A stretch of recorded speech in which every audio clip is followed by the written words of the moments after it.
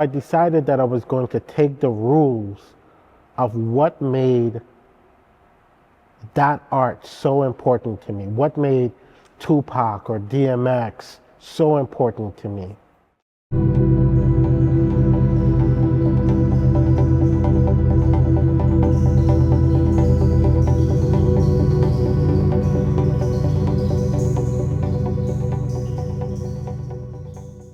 I really like to make art to understand the fuller context of just those stories, like what was happening that allowed, like why was I in Venezuela at the time? It's my mother's Grenadian, my dad is Haitian. How did they randomly end up in this neighborhood that created me? It's a real that we take for granted the idea of being born, really. But birth is an impossible thing. I genuinely think about this all the time. Our birth is impossible.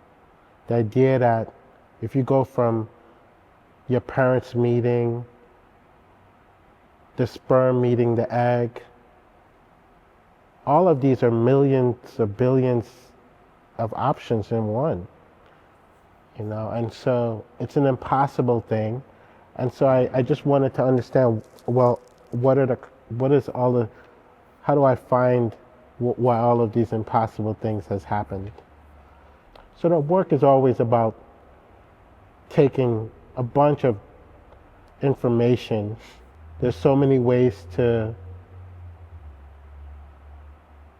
dig into a moment. You could dig into it through music, through politics, through family stories, through the media. Media tends to have a certain narrative to understand, oh, this is how my parents randomly happened to be here.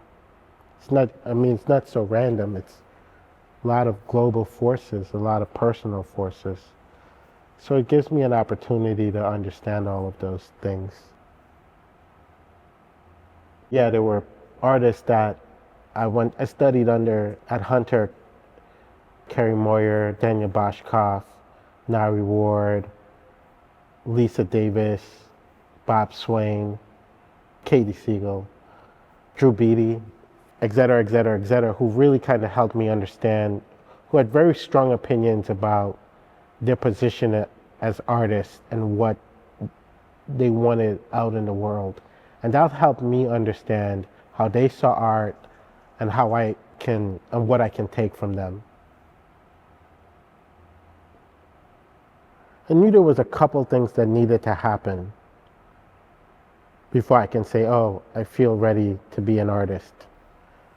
I think one was that I knew I needed to have a unique voice, which was really important at that period of hip hop that I grew up in, that we both grew up in, where I thought back on the only art that I knew, which was the art that I would honestly say saved my life. It was the music that gave me an understanding of the world I lived in.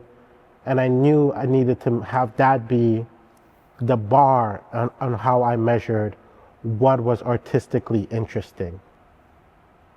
And so I decided that I was going to take the rules of what made that art so important to me, what made Tupac or DMX so important to me, or a Dave Chappelle joke in living color. I started to break down the philosophies within these artistic expressions.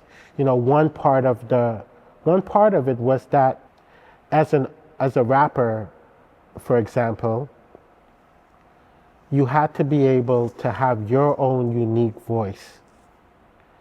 But the only way you could get the unique voice was to be open to as many different possibilities of listening. So a Biggie or a Method Man or a Wu-Tang or all of these was only interesting because they were sampling from 1,000 different records.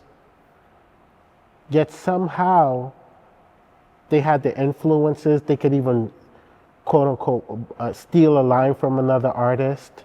So they could take a line from like Big Daddy Kane and then make it their own, or as a way to say, okay, Big Daddy Kane was here, I'm bringing him to me, I'm Nas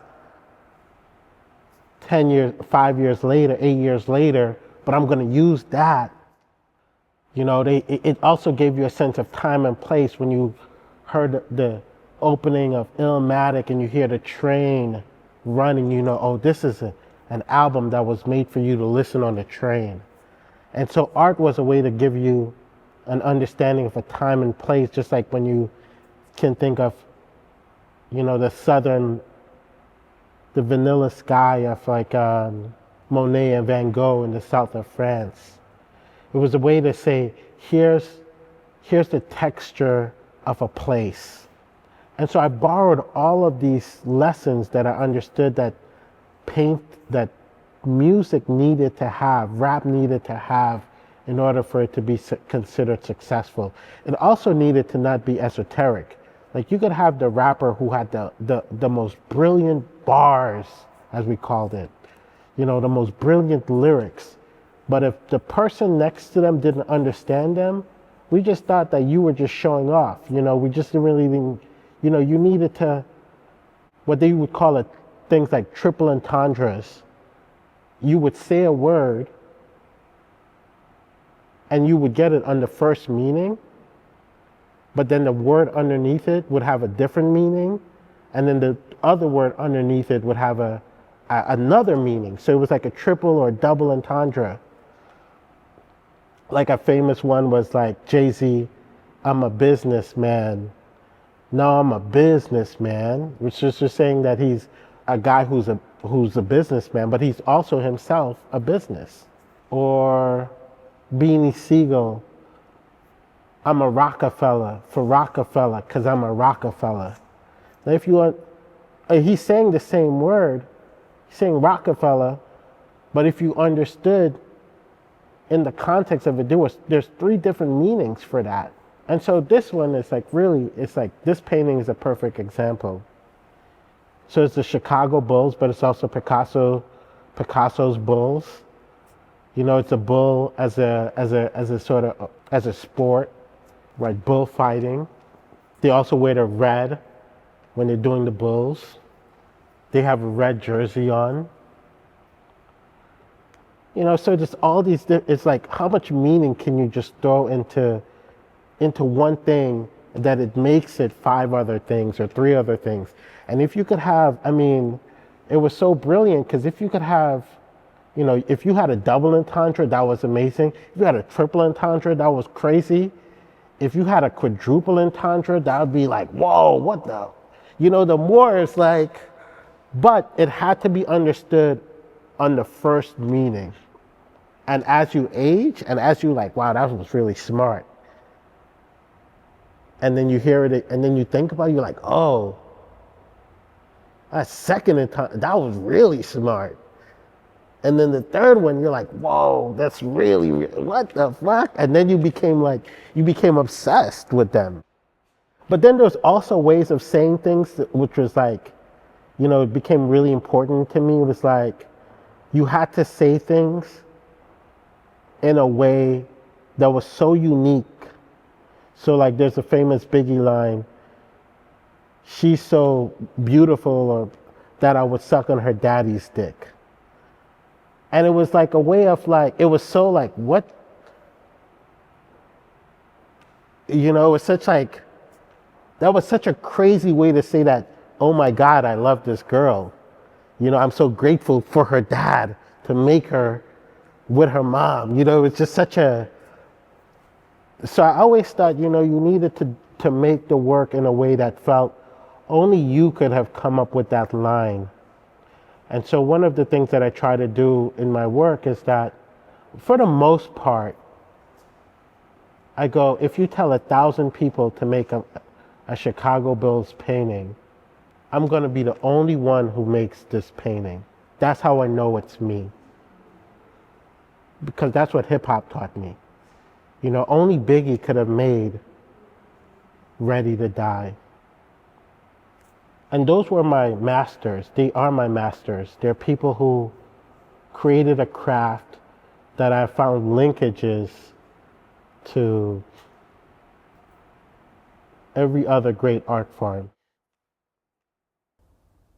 I think art is only valuable if it's speaking to the person who needs to internalize it. This painting has no value unless you understand the reference points in there and it touches you in some way. Music, clothes, any art form has no value. Its only value is that it is honest to who you are in the moment that you are now encountering that.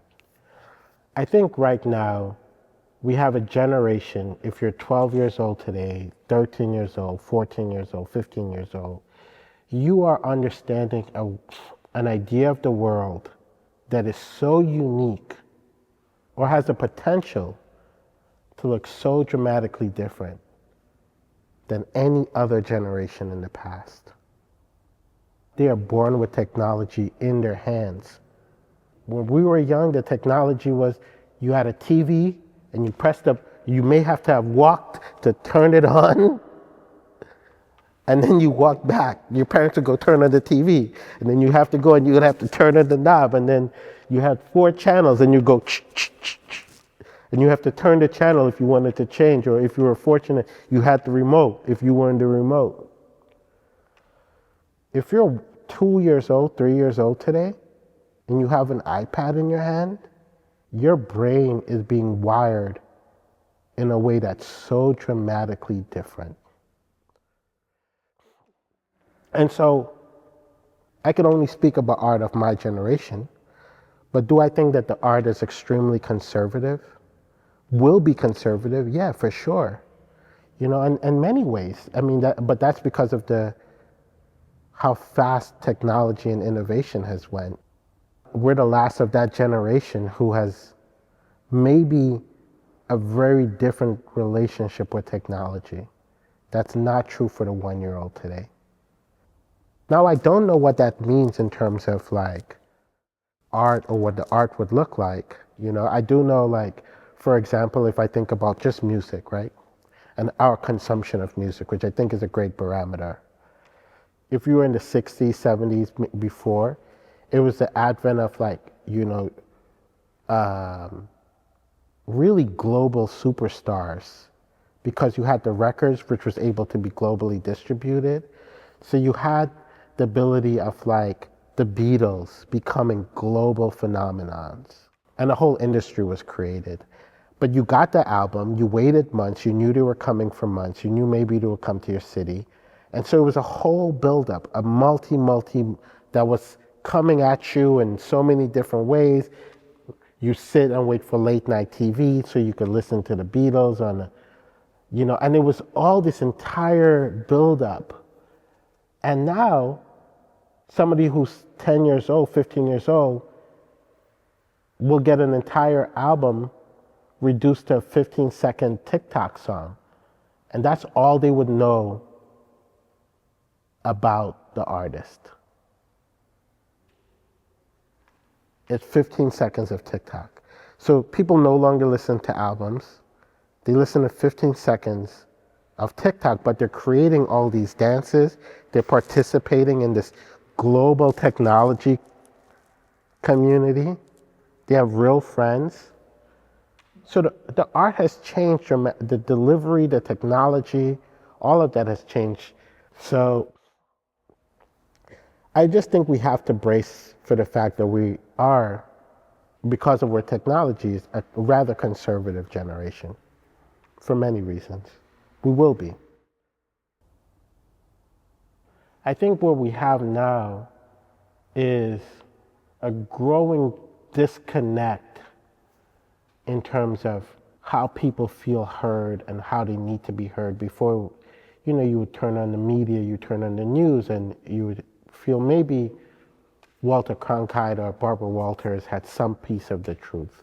The New York Times had some piece of the truth.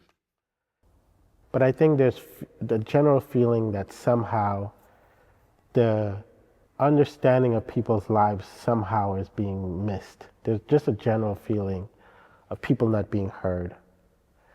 I think people are trying to find what are those spaces, and sometimes it's things like community groups or podcasts or certain whatever, but there's just, I think the institutions that once was the great beacon of truth and gave us space to understand values are really collapsing now and are being challenged in a real way. And I think that that's a lot of different factors that are playing out. We're more aware of things happening on the other side of the world almost immediately in a way that we had none, in a way that wasn't necessarily true 20 years ago, even 10 years ago. So, but it never really thought to me, oh yeah, at no period would you have a bomb drop and it was live broadcast almost immediately. Before you had to see like Goya's 5th of May painting to understand the horrors of an invasion, right? And that took years, and then you'd have to go there. I think there's just a general sense that everybody feels lied to somehow. And I think part of it is because we're getting so much information right now, but we're also not getting a lot of information. We're missing tremendous amount. We're in like information bubble zones. So all our information is driven by the algorithm, and they're all like so curated to whatever biased idea that we have. So we're really missing so much. We have historically as a people moved, I think the world, we're maybe all in Kenya when Homo sapiens came up, and probably we had like a single idea of the world. And then I think as we spread, we developed all these different necessities and all these different gods and all these different cultures. And we were not so in touch with each other, but we were through global trade. And so we developed all these unique ways of looking at the world. And then there's some cultures that became extremely imperialistic. One can easily think of the Assyrians or the Yorubas or the Romans or the Hans or whatever. They became, or the Buddhists or the Hindus or the these ways of seeing the world became incredibly imperialistic, and they started to convince people by sword of who had the right answer. And so as we became closer to each other, the world is becoming less and less diverse in how we understand the world. And we give each other less and less and less space to how others may view the world. I'm always like fascinated by this conversation of capitalism versus communism. It fascinates me because when I hear that, I also hear or left or right is a severe beatdown of the lack of imagination, because now things have become only two, or ultimately in the fight for one. There's always a force to be in one of these things. And I go, wow, what a horrible premise to start off any conversation, because it assumes that only one or two, because it becomes a race to only one. And I think I don't want to live in a world where we all think the same. It sounds really horrible. And so I think the violence that I hear is oftentimes when people are like, oh, are you left or are you right? They're thinking, oh, there's a, if you're quote unquote right, there's certain inherent violences in this thing. If you're quote unquote left, there's certain inherent violence. But I think the very structure of the conversation is violent, because it's forcing you to understand something that has a trillion ways to look at it to a very particular lens of which you have no autonomy to dictate how you internalize that moment. You have to regurgitate it. It has to be a regurgitation so that the other person across from you feels somehow seen. I only feel seen if you acknowledge that I understand this as a left-leaning person. I only feel seen if I acknowledge this as a right-leaning person. And I find those narratives extremely violent because there's no space. I generally tend to like to reject things that are told, this is how I need it to be. And when I was in art school, there was this very modernist idea about the purity of just the canvas. You have a square, and it was the only thing that mattered. And if it got to be on a beautiful white wall, that was it. And I've had some of my best moments like that, you know, seeing a Rothko painting or whatever. But I find it extremely challenging to have a rule that was told to me that oftentimes I find not true in the rest of my life. You know, I found like the idea of, you know, a record was coming and getting on the train and knowing that it was going to be going to the record store and picking out the record, and you know, all of that was such a ritual and it gave it such joy. I found so much of the soundtracks of my life came through ritualistic things. Going to the coffee shop, getting the perfect coffee. And I thought, oh, these things are framing my experience. The experience in itself is not pure. It has meaning because it is engaged with so many other factors. Who I woke up next to, who I see along the way,